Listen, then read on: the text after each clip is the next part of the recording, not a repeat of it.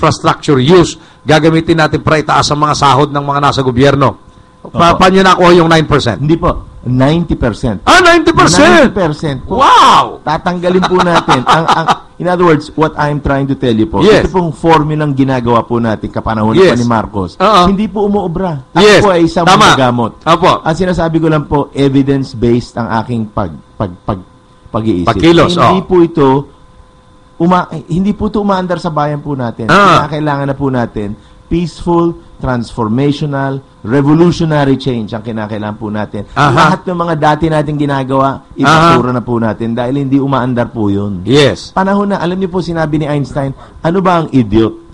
Ang Idiot. ay isang taong expecting a different result after the 20th time the experiment is made under the same conditions. Ayun. Ginagawa po natin. Ano ba inaasahan natin na mag-iiba po ang ating kalagayan dahil pare-pareho naman ang ating pong ginagawa.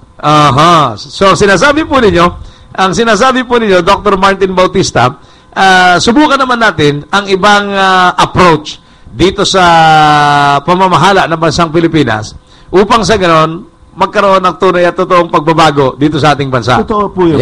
For us to expect to produce an entire generation of Filipinos able to compete in the 21st century, we need to start investing in both healthcare and education. Ang healthcare po natin, ilinalaan lang po natin 2.9% of the GDP.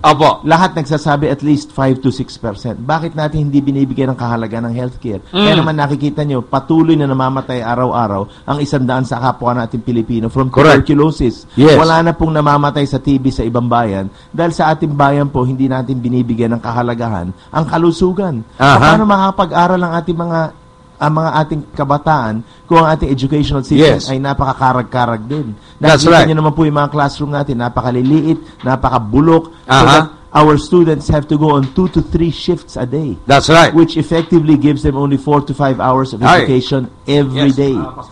Pagkatapos po nun, one year, tinatanggal pa po natin sa mga pag-aaral ng ating mga kabataan.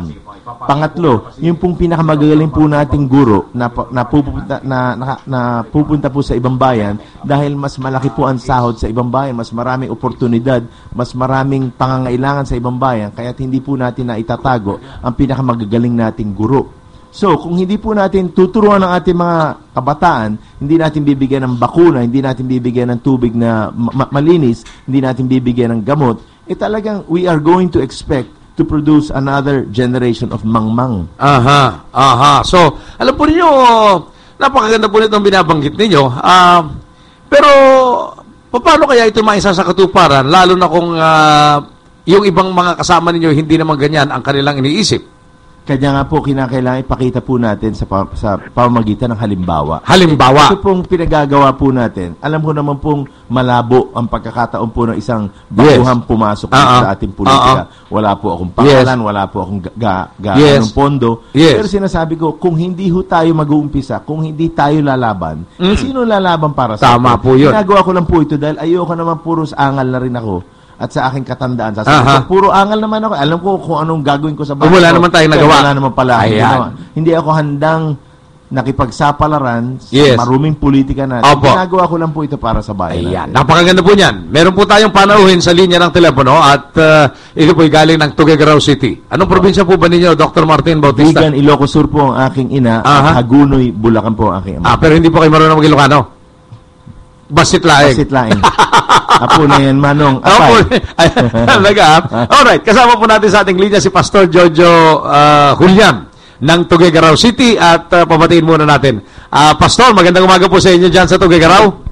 Yeah, good morning po ulit, attorney at sa ating visitor this morning. Kumusta po kayo? Magandang umaga po. Si Dr. Martin Bautista po ang ating panauhin, kandidatong senador ng Liberal Party. At dati po tumakbo na siyang senador sa Angkapatiran Party noong 2007.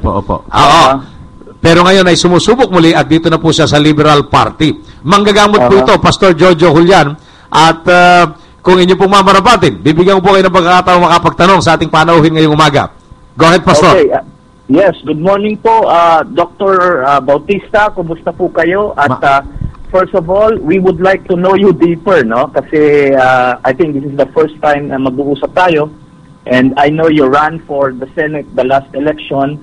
Pero ano po yung layunin ho natin at programa po, number one, as bakit tayo tumatakbo?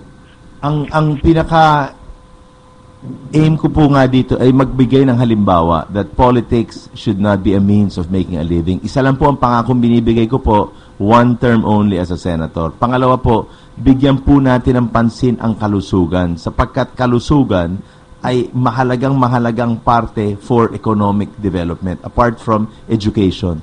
We need to start investing in both healthcare and education. Hindi na po natin, ito po yung mga panahon nga to talk about practical measures that will equip our citizens, equip our youth to be able to compete in a good and productive way in the 21st century.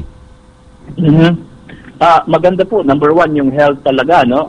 Being probinsyano, nakikita ho talaga namin. At ito yung akong negosyo, maliit na negosyo, by the way, pharmaceuticals.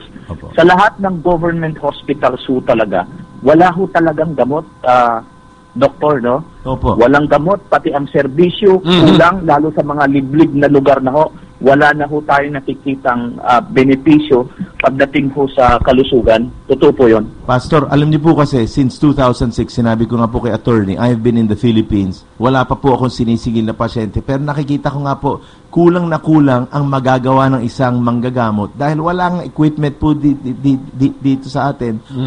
Wala pong tubig na maiinom sa ibang parte ng ating bayan. At pangatlo, wala ho talaga tayong resources, gamot. Wala ho talaga Kaya kinakailangan nga triplihin po natin ang budget natin sa healthcare. Last year po, ang budget po natin sa healthcare, 21 billion pesos, which would translate to 249 pesos per Filipino citizen. Kulang na kulang po yun. Kulang na kulang. Kinakailangan po bumili tayo ng mga pambakuna, tubig, nutrition, gamot na pang blood pressure, gamot na pang diabetes. Napakarami nating sakit na dapat madaling gamutin pero hindi napupunta ang perang nakalaan ng bayan dito po sa ating mga pinakamahihirap na kapatid. Aha. Nawala po sa ating linya si Pastor Jojo Julian mula po sa Tuguegarao City. Yung aming telepono rito, Smart Unlimited pero hindi unlimited.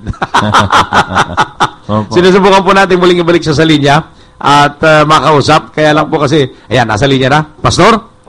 Opo. Pasensya na po kayo. Nakat po kami rito. Alam naman po yung Smart Unlimited namin dito. Hindi pala unlimited talaga. Smart Unlimited. So, balak po ni Dr. Martin Bautista na triplehin ang budget para sa taunang gastusin sa medical and other allied expenses. Right. Ano po ang inyong ibang pananaw, Pastor Jojo Julian, mula po sa Tuguegarao City? Tama po yun. Kailangan po natin yan sa mga progresibong mga bansa. Talagang healthcare ang kanilang inuuna. Yes. Lalo sa atin, yung problema ng malnutrition sa ating mga bata, grabe po talaga, lalo sa probinsya. Kaya maganda po yun. Ewan ko kung kayo lang yata nagsusulong po ng gano'n, Dr. Bautista. Pastor, alam niyo po kasi, healthcare is the number one priority in developed countries. Why? Because developed countries see that a healthy populace is more productive. Mas marami sila ibibigay na buwis na ibinabalik sa bayan. Pangalawa, ang Amerika po puts 13% of the budget towards healthcare. Bakit nila ginagawa to? Dahil ang healthcare pumabalik din po sa ekonomiya yun. Binabalik din po yun. Yung research na binibigay po nila, bumabalik din sa ekonomiya. Yung sahod na binibigay nila sa doktor at nurse, bumabalik din po sa ekonomiya. Drug, pharmaceutical industry po, trilyon na po ang pinag-uusapan po natin dito. Kaya nga si Obama had to effect some changes dahil ang healthcare was going to eat 33% of the economy of the United States. 1/3 of the economy was going to go to healthcare. Napasobrahan naman. Pero makikita niyo po kasi talagang napaka-importante, napakahalagang healthcare. Ngayon, bakit walang halaga po dito? Hindi masyadong malaki ang pagkakataon makadaya, makanakaw. Yun na naman ang nangyayari. But if we want to invest, kinakailangan po yung ating mga kabataan malusog. Yes, Pastor Jojo. Alam ko pong nagmamaneho kayo, but go ahead, please. Yeah. So ako naniniwala. When you're saying 33%, we're talking here about 300 to 400 billion kung yun ang gagawin po natin. Ano po ba? Tama